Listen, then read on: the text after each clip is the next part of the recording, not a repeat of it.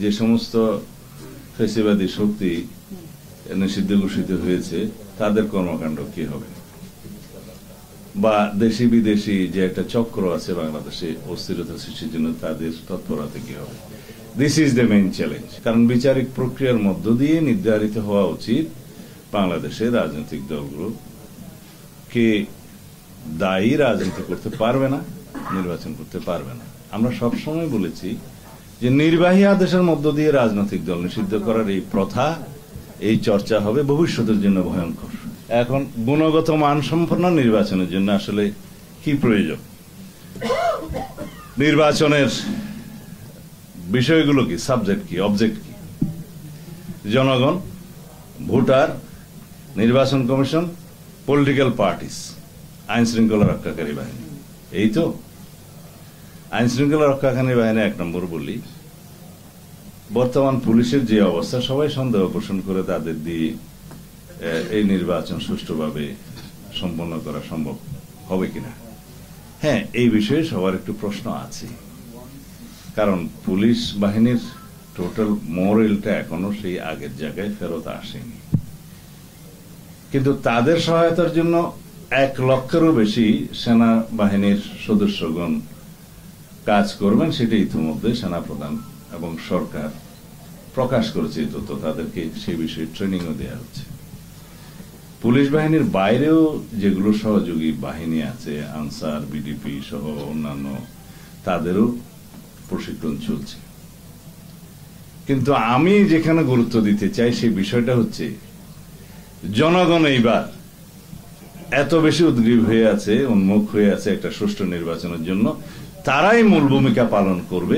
মূলত আইন শৃঙ্খলা রক্ষা বাহিনী হবে গৌণ, মুখ্য ভূমিকা পালন করবে জনগণ। যে এইখানে কেউ অনিয়ম করার চেষ্টা করলে জনগণই পাহারা দিবে। 3 নম্বর আসলো পুলিং এবং প্রিজাইডিং অফিসার। যদি রাজনৈতিক হস্তক্ষেপ না থাকে, প্রশাসনিক হস্তক্ষেপ না থাকে, যেহেতু নিউট্রাল গভর্নমেন্ট, এখানে পুলিং প্রিজাইডিং অফিসারের তো পক্ষপাতিত্ব করার সুযোগও নাই, দরকারও নাই। বাদ বাকি রইল জনগণ এবং রাজনৈতিক দল। জনগণ মানে ভোটার, আগেই বলে রাজনৈতিক দলের মধ্যে একজন বক্তা বললেন যে জোট করার জন্য, এই করার জন্য, সেই করার জন্য। এখন সেটা তো রাজনৈতিক দলগুলোর নিজস্ব ব্যাপার, পারস্পরিক ব্যাপার। জোট হোক বা না হোক, নির্বাচনে যখন সকল রাজনৈতিক দল অংশগ্রহণ করবে, সেটা পার্টিসিপেটরি।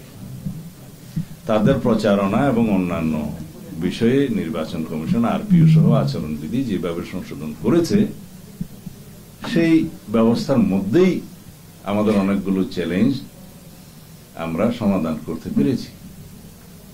দ্যাট মিনস আগামী জাতীয় সংসদ নির্বাচনে পোস্টার লাগানোর ঝামেলা নাই, যেটা নিয়ে অনেক সময় সমস্যা হয়। সেখানে ব্যানার হবে এবং পরিবেশ বান্ধব ব্যানার হবে, কাপড়ের ব্যানার হবে ইত্যাদি।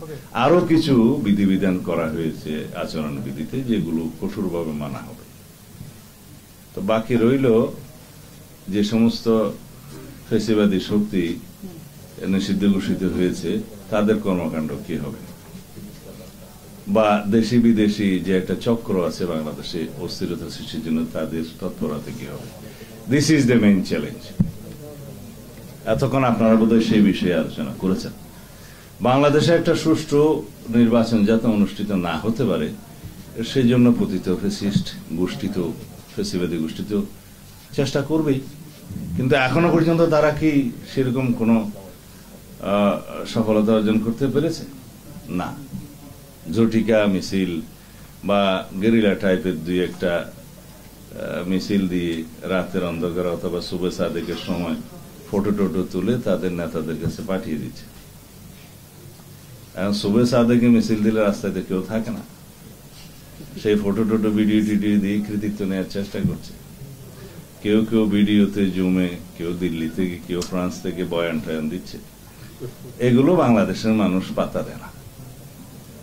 আমরা যদি ফ্যাসিবাদ বিরোধী জাতীয় ঐক্যটা শক্তিশালী করি, সমুন্নত রাখি এবং এই গণতান্ত্রিক শক্তিটাকে আমরা সম্মান করি, আমাদের মধ্যে বিতর্ক হবে, কিন্তু আমরা যদি এই গণতান্ত্রিক ঐক্যটা, ফ্যাসিবাদ বিরোধী জাতীয় ঐক্যটাকে সমুন্নত রাখি এবং শক্তিতে পরিণত করি, ইনশাআল্লাহ ভবিষ্যতে বাংলাদেশে ফ্যাসিবাদের কোনো উৎপাত এবং উৎপত্তি দুটোই হবে না। তা আমি এটাকেই মূলত আমাদের চ্যালেঞ্জের প্রধান মনোযোগের জায়গা বলে মনে করি। আমরা সেটা সবাই সম্মিলিতভাবে সারা জাতি মোকাবেলা করবে, আশা করি আমরা সফল হব।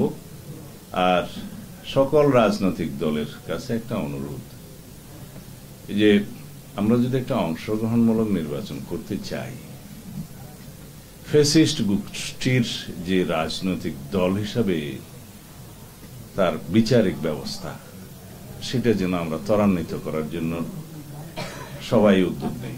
কয়দিন আগে আমি প্রেসে কথা বলেছিলাম যে সরকার এখনো পর্যন্ত রাজনৈতিক দল হিসাবে আওয়ামী লীগের বিচার করার জন্য, বিচারিক প্রক্রিয়া নিয়ে আসার জন্য কোনো উদ্যোগ নেয় নাই বা কোনো মামলা দাখিল করেনি।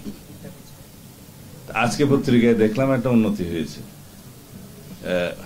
আইসিটি ট্রাইব্যুনালের চিফ প্রসিকিউটর একটা বিবৃতি দিয়েছে বা কোথাও কথা বলেছে যে আওয়ামী লীগের বিরুদ্ধে রাজনৈতিক দল হিসাবে মামলা দায়ের করার বিষয়ে তদন্ত শুরু করবেন। ভালো উদ্যোগ, তবে অনেক বিলম্ব হয়েছে। কারণ বিচারিক প্রক্রিয়ার মধ্য দিয়ে নির্ধারিত হওয়া উচিত বাংলাদেশের রাজনৈতিক দলগুলো কে দায়ী রাজনীতি করতে পারবে না, নির্বাচন করতে পারবে না। আমরা সবসময় বলেছি যে নির্বাহী আদেশের মধ্য দিয়ে রাজনৈতিক দল নিষিদ্ধ করার এই প্রথা, এই চর্চা হবে ভবিষ্যতের জন্য ভয়ঙ্কর। তো সুতরাং আগে জামায়াতে ইসলামীর রাজনীতি নিষিদ্ধ করা হয়েছিল নির্বাহী আদেশের মাধ্যমে। বিএনপি প্রথম সবচেয়ে প্রতিবাদ করেছে ভিগোরাসলি, মানে কি হবে, আচ্ছা, আমরা প্রটেস্ট করেছি সেটা তখন। এখনো তারা যারা দাবি করছে অন্যান্য রাজনৈতিক দলের নিষিদ্ধ হওয়ার জন্য, সেটা তো আমরা প্রতিবাদ জানাই যে নির্বাহী আদেশের মধ্য দিয়ে রাজনৈতিক দল নিষিদ্ধ করার এই চর্চা আমরা কখনো মেনে নেব না। তবে কোন রাজনৈতিক দলের বিরুদ্ধে মানবতা বিরোধী অপরাধ অথবা যুদ্ধ অপরাধ অথবা গণহত্যার মতো অপরাধ, যেটা আর্টিকেল 47-এ আছে কনস্টিটিউশন, এরকম যদি অভিযোগ থাকে, তার প্রেক্ষিতে আইন সংশোধিত হয়েছে, আগে সংশোধিতও ছিল না, সেই সংশোধিত আইনের মধ্যে তাদেরকে অভিযোগ নিয়ে এসে বিচার করা যায়, সেটা আদালত নির্ধারণ করবে। আর সবাই বলে যে এটা জনগণের বিষয়। জনগণ তো 5ই আগস্ট বিষয় জানিয়ে দিয়েছে যে এই দেশে ফ্যাসিবাদী শক্তির কোন রাজনীতি তারা চায় না। জনগণের বিষয় নির্ধারিত। জনগণ আরেকটা প্রক্রিয়ায় তাদের রায় দেয়, সেটা হচ্ছে নির্বাচন। তো সুতরাং অভ্যুত্থানের শক্তিটা বেশি। অভ্যুত্থানের শক্তির মধ্য দিয়ে এদেশে ফ্যাসিবাদী রাজনীতির অপসারণ হয়েছে, মৃত্যু হয়েছে। জনগণ একভাবে বিদায় করে দিয়েছে। কিন্তু বৈধভাবে, আইনানুগভাবে, আন্তর্জাতিকভাবে গ্রহণযোগ্যতা পাওয়ার জন্য সেটা বিচারিক প্রক্রিয়ার মধ্য দিয়ে আমাদেরকে যেতে হবে, সেই কথা আমরা বলছি।